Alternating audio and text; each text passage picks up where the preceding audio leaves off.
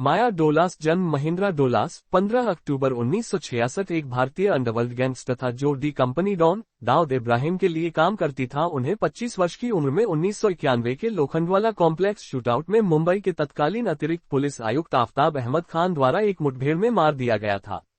Lokhandwala complex अंधेरी Swati wing flat number 002 और 003 बॉम्बे में एक ऊपरी मध्यवर्गीय आवास क्षेत्र है, जहां शिवसेना के आपराधिक राजनेता गोपाल राजवानी ने मेगा डकैत दाऊद इब्राहिम के लिए एक फ्लैट खरीदा था। 1991 में इब्राहिम के गुर्गे डोलास और दिलीप बुवा 4 अन्य लोगों के साथ इस अपार्टमेंट में थे जब उन्हें एसीपी ए खान के नेतृत्व में बॉम्बे पुलिस के एक समूह ने घेर लिया था। बाद में यह आरोप लगाया गया कि खान को इब्राहिम ने गुप्त सूचना दी थी जो चाहता था कि पुलिस उन्हें मार डाले।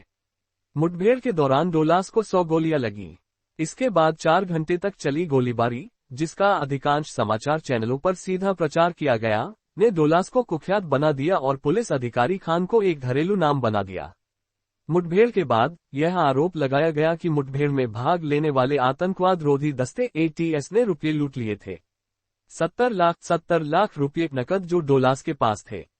बॉम्बे पुलिस द्वारा की गई कई पूछताछ कोई ठोस सबूत हासिल करने में विफल रही। मनोहर अर्जुन मान्या सुरवे मुंबई में एक भारतीय अपराधी था। वह शिक्षित गैंगस्टरों में से एक था जिसने कॉलेज से स्नातक किया था और मौजूदा गिरोहों को चुनौती देने और हराने के लिए बहुत प्रसिद्ध था। सुरवे अपनी साहसिकता और रणनीतिक योजना के लिए जाने जाते थे।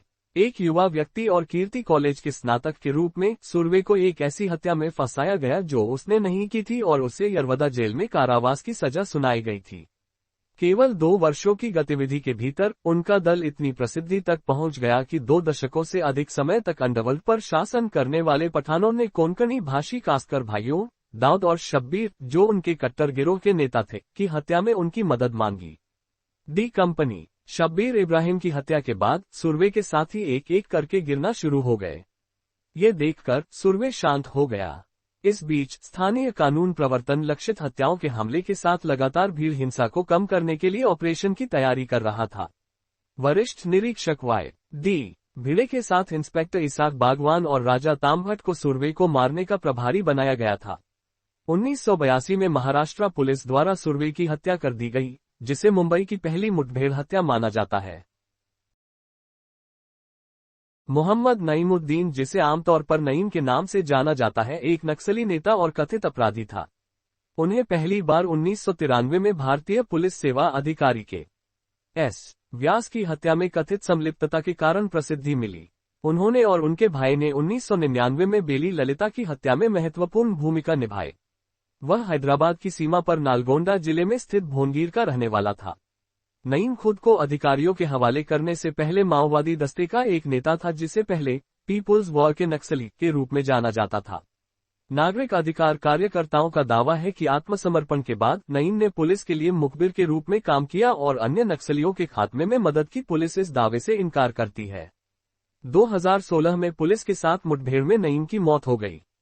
तेलंगाना के मुख्यमंत्री के चंद्रशेखर राव ने दिसंबर 2016 में तेलंगाना विधानसभा को सूचित किया कि नईमुद्दीन की मृत्यु के बाद पुलिस ने 124 को गिरफ्तार किया, 174 मामले दर्ज किए और 100 करोड़ रुपए से अधिक के हथियार और संपत्ति जब्त की। 144 करोड़ रुपए के बराबर या 2023 में 18 मिलियन अमेरिकी डॉलर।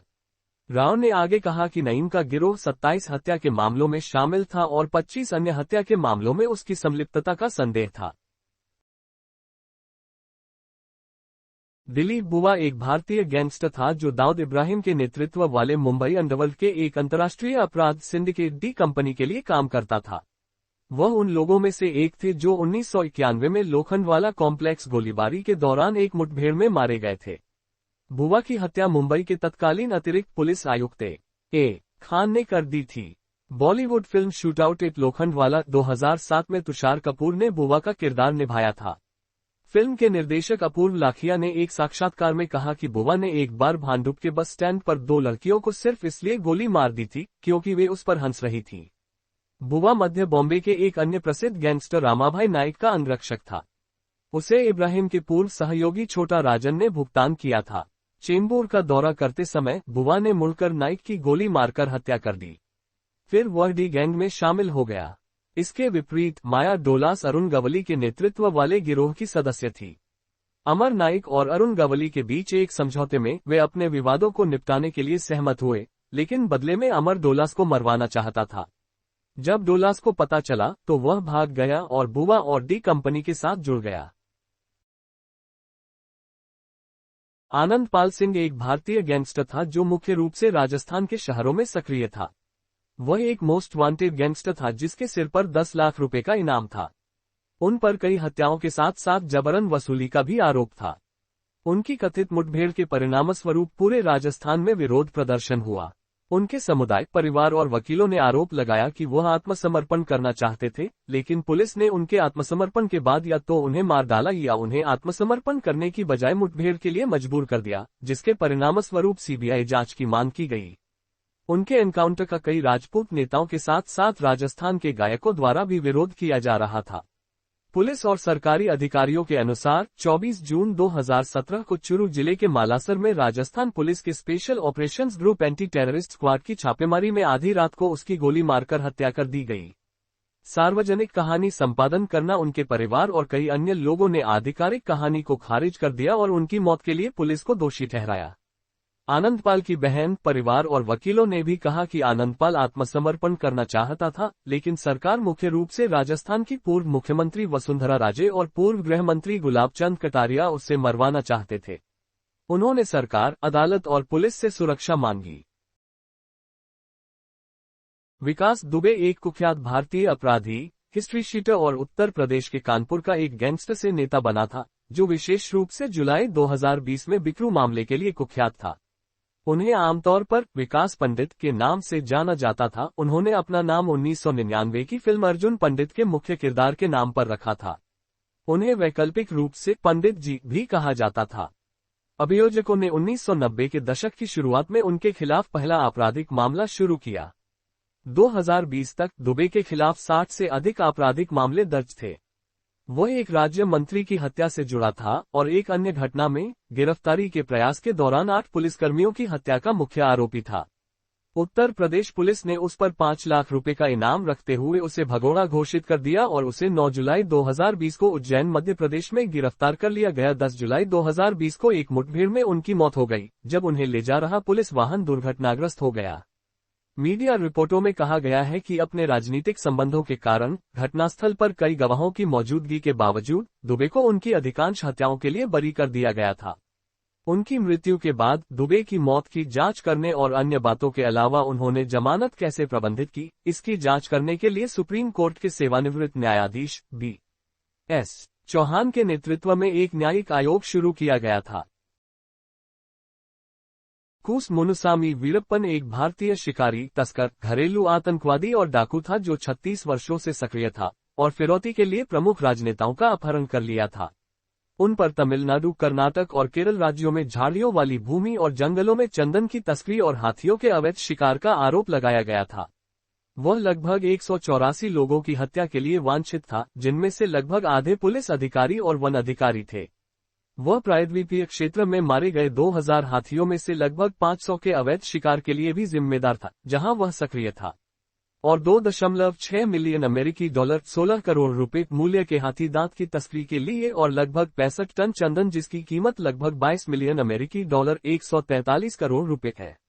वीरप्पन को पकड़ने की लड़ाई में तमिलनाडु और कर्नाटक की सरकारों को 100 करोड़ रुपए से अधिक का खर्च उठाना पड़ा। 18 अक्टूबर 2004 को वीरप्पन और उसके 3 सहयोगियों को के विजय कुमार के नेतृत्व में तमिलनाडु स्पेशल टास्क फोर्स और N.K. सेंथमराय कन्नन ने मार डाला। मुठभेड़ तमिलनाडु के धर्मपुरी जिले के पप्पारापट्टी गांव के पास हुई। वीरप्पन और उसके लोगों को एक गुप्त पुलिसकर्मी ने इलाज के लिए धर्मपुरी ले जाने के बहाने एक एम्बुलेंस में बिठाया था।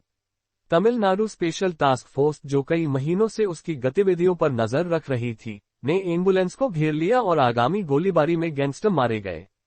इस पूरे ऑपरेशन को ऑपरेशन कोकून नाम दिया गया। वीरप्पन के सहयोगी सेथुकुली गोविंदन, चंद्रे गोदार और सेतुमणि भी ऑपरेशन में मारे गए। उनकी मृत्यु को एक राक्षस की मृत्यु के रूप में वर्णित किया गया था। खबर सुनते ही गोपीनाथम के ग्रामीणों ने पटाखों के साथ जश्न मनाया। Centre for protection of civil liberties CPCL के बैनर तले रैली करने वाले कई मानवाधिकार कार्यकर्ताओं ने दावा किया कि परिस्थितिजन्य साक्ष्य से संकेत मिलता है कि वीरप्पन को यातना देने के बाद पुलिस ने उसकी हत्या कर दी थी। वीरप्पन को तमिलनाडु में मेट्टूर के पास मुलक्कड़ू में दफनाया गया था, क्योंकि उसके परिवार के सदस्य इससे अधिक जुड़े हुए थे और गोपीनाथम में उसके अधिकांश रिश्तेदार चले गए थे। पुलिस ने दाह संस्कार की योजना बनाई थी, लेकिन वीरप्पन के रिश्तेदारों की आपत्ति के बाद दफनाने का निर्णय लिया गया। दफनाने के लिए हजारों लोग एकत्र हुए, जबकि अन्य लोगों को भारी सुरक्षा के कारण दूर रखा गया। श्री प्रकाश शुक्ला उत्तर प्रदेश का एक भारतीय गैंगस्टर था जो 1990 के दशक के दौरान मुख्य रूप से यूपी राज्य में सक्रिय था। छात्र से गैंगस्टर बने शुक्ला की 22 सितंबर 1998 को यूपी पुलिस की स्पेशल टास्क फोर्स के साथ मुठभेड़ में मौत हो गई थी। अपनी मृत्यु के समय वह लगभग 25 वर्ष के थे। 8 और 15 सितंबर 1998 को crime show India's most wanted पर श्री प्रकाश शुक्ला के बारे में एपिसोड प्रसारित किए गए थे। शो के होस्ट सुहेब इलियासी ने दावा किया कि इसके बाद उन्हें शुक्ला की ओर से धमकी भरे कॉल आए। उन्होंने ये भी कहा है कि उन्हें 10 सितंबर 1998 को एक गुमनाम फोन आया था जिसमें कहा गया था कि शुक्ला और उनके सहयोगियों को एम्स दिल्ली के पास नीली देवुसियालो में देखा गया था। 21 सितंबर को एक अन्य अज्ञात कॉल करने वाले ने कहा कि शुक्ला और उनके सहयोगियों को नीली देवुसियालो में गाजियाबाद में देखा गया था। सुझाव दिल्ली और उत्तर प्रदेश पुलिस को भेज दिए गए।